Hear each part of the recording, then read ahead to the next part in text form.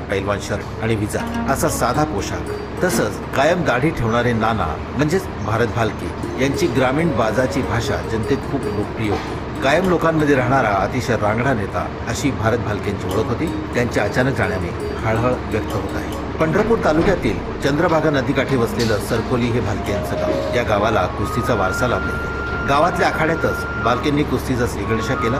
वडील तुकाराम भालकेंना कुस्तीचा चांगलाच छंद होता आणि तोच छंद आपल्या मुलाने जोपासावा, त्याने चांगला पैलवान व्हावं ही त्यांची इच्छा। याच इच्छेखातर त्यांनी शिक्षणासाठी आणि कुस्ती शिकण्यासाठी भारत भालके यांना 1975 मध्ये कोल्हापूरच्या शाहूपुरी तालमीत कुस्तीच्या सरावासाठी पाठवले आणि सुरू झाला त्यांचा कुस्तीचा प्रवास। वस्ताद मोहम्मद हनीफ यांच्या मार्गदर्शनाखाली ते कुस्तीचे धडे गिरवू लागले। गंगावेल तालमीत भारत भालकेंचा जोर बैठकीचा सराव जोरदार चालू होता। तसंच त्यांचं शरीर देखील गजदार बनत होतं आणि मनावर यशवंतराव चव्हाण आणि शरद पवार यांच्या राजकारणाचे संस्कार नकळत होते। कुस्तीचं तंत्र लवकरच त्यांनी आत्मसात केलं। पोकळ, गिस्सा, डंकी या डावांवर कुस्ती मारण्यात त्यांचा हातखंडा होता। कोल्हापूर नजीकच्या कुस्ती स्पर्धेत तसेच खासबागच्या फळात उतरत त्यांनी चांगल्या कुस्त्या मारल्या। भालके यांची गावाकडील परिस्थिती चांगली होती। स्वभाव कडक असला तरी ते सर्वांच्यात मिसळत अनेक मल्लांना ते मदत करीत। महाराष्ट्र केसरी इस्माईल शेख, उपमहाराष्ट्र केसरी शंकर तोडकर, सिद्धेश्वर साखरे यासारख्या तगड्या मल्ल्यांच्या सोबतीने ते घडत होते। 1980 मध्ये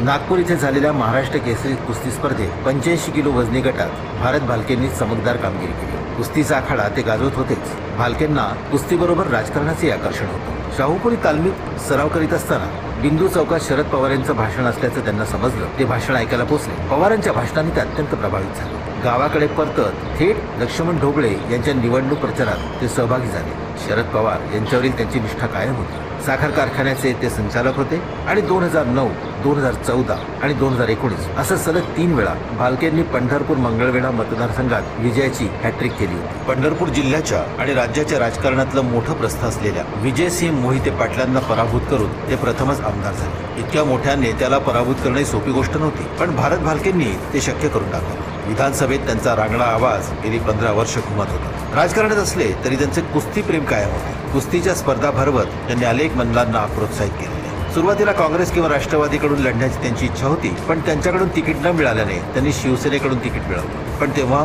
त्यांना यश आलं नाही। निवडणुकीच्या अपयशाचा त्यांच्यावर काहीही परिणाम झाला नाही। त्यांनी लोकांमध्ये जाऊन काम करणं सुरू ठेवलं, आपला जनसंपर्क वाढवला, लोकांमध्ये मिसळले। म्हणूनच 2014 साली जिथे सगळीकडे काँग्रेस हरत होती, तिथे भारत भालकेंनी पंढरपुरात निवडणूक जिंकून दाखवली। 2019 विधानसभा निवडणुकीआधी ते काँग्रेसचे आमदार होते। भाजपकडून तिकीट मिळवण्यास ते इच्छुक होते, परंतु भाजपने तिकीट दिलं नाही, म्हणून राष्ट्रवादीकडे त्यांनी तिकीट मागितले। काँग्रेसने जागा राष्ट्रवादीला सोडली आणि भारत भालके राष्ट्रवादीकडून आमदार झाले। अशा प्रकारे निवडून येण्यासाठी त्यांना राजकीय पक्षांच्या चौकटीची अडचण कधीच आली नाही। भालके हे सामान्य जनतेसाठी झटणारे होते। बेधडक बोलणारा आमदार अशी त्यांची ओळख असल्याने अधिकारी वर्गातही त्यांच्याविषयी भीतीयुक्त आदर होता। त्याचं उदाहरण म्हणजे एक प्रसंग आहे। मंदिर परिसरात त्यांनी महिला विक्रेत्याला अरेतुरे बोलण्यास सुरुवात केल्यावर भालके भडकले। यातच साळोखे डोक्यावर टोपी न घालता आणि शरीराची काही पट्टं उडी ठेवून भालके यांच्याशी बोलू लागल्यावर भालके यांनी त्यांना तुझी टोपी कुठे असं विचारलं। यावर अधिकाऱ्याने उत्तमपणे बोलायला सुरुवात केली। त्यानंतर भालके यांनी